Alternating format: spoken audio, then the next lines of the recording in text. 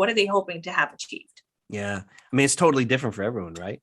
I mean, we've seen that in our first 4 or 5 projects this past year, right? Yeah. I mean, it's as different as the life experiences and the personalities of every single client we've had.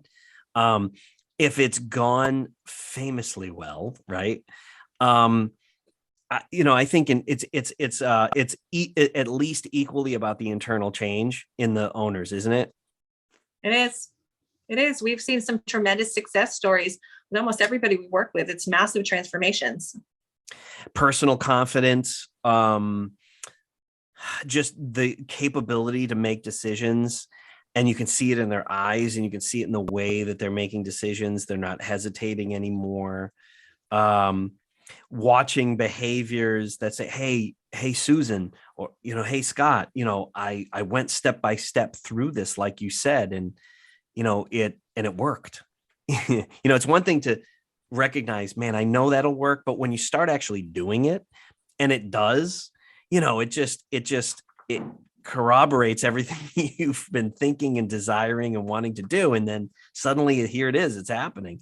And your self-confidence grows. I think that's for everyone that has had a great success in that way. I can't say that we've had any failures. But we should, I mean, I think it's fair. We can talk about it. I mean, we've had several entities that had to come up with an exit strategy, right? We've also had businesses that are just on that tail end. Yeah. We've had to help them. We've had to help them deal with that as well. The one that's really near and dear to my heart was a business that the way I would characterize it is the owner got hit in the head too many times, too fast, such that the positive and the beneficial decision to make was wrong place, wrong time. It's time to stop, right? So, to add some context for our listeners, a business owner who actually through triage, we really started to turn things around. A lot of that turnaround had to do with real estate too, right? So we were getting him in a position where he'd be far more financeable for acquiring his own property. And he had a whole plan for that. And we helped him devise both the strategic plan for that and the marketing that would go along with it. And, but, he had a really, really dangerously problematic personal injury.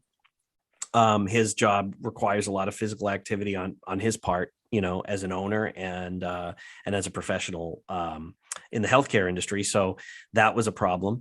And this all happened, we should say to our viewers, like in 10 days or something like that. Yeah. So that happens.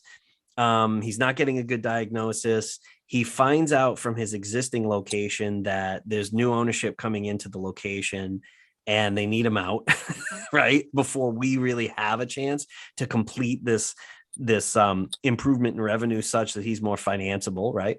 And then he found out 2 or 3 other things that are really fundamental to the running of the business. One of which was because of this second wave of Omicron COVID, his sales were back again down 30 to 40% over what they were after we helped him recover in the quarter prior, right? Right. And at that point, it's how do we handle this gracefully? Right. And so Susan and I came up with an exit strategy that gave him a lot of different options, but also was formatted in a way that we said, and we did this both in the written form, and verbally, here's the things we think you should consider, the different aspects of your life and your business, and here's how we would prioritize them, right? And in the end of the day, we helped this young man make the decision that what you really need to focus on first is yourself and your health, right? In his case, he's single. He doesn't have a family yet, but he's not going to be able to enjoy the improvements to any business or the purchasing of any commercial real estate or any of these other things until he feels truly healthy. All right. We needed to work on what was best for him and his business as well. And that's not always an easy decision to make. And that's what we're here to help people through.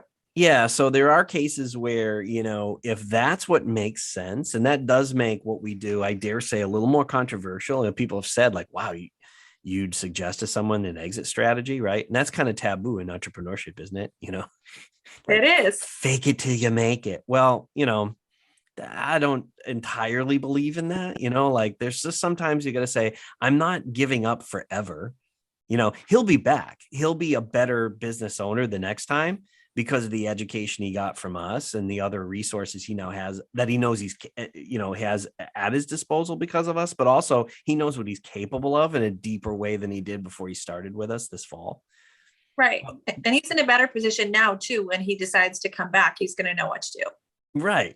But like the guy's got to get healthy, like, and this is, business owners often forget that, like, you're not superhuman. I mean, if part of the problem is your health, you got to deal with that. You know what I mean? So a lot of what we do at Business Triage is like helping people just say, like, this is the order in which you might consider dealing with these things, and just be realistic. One of the things I think sets us apart from others too is we don't just give you advice. We really help you work through what's best for you and your business individually. And we help, whether it's coaching you to help you learn how to make those decisions. And it's really up to them. They're in the driver's seat at the end of the day versus, Right. Some other people that they might be working with. Which I don't know if you found it in some of your sessions. In sessions I've had with some of our clients, there's that can be difficult for them.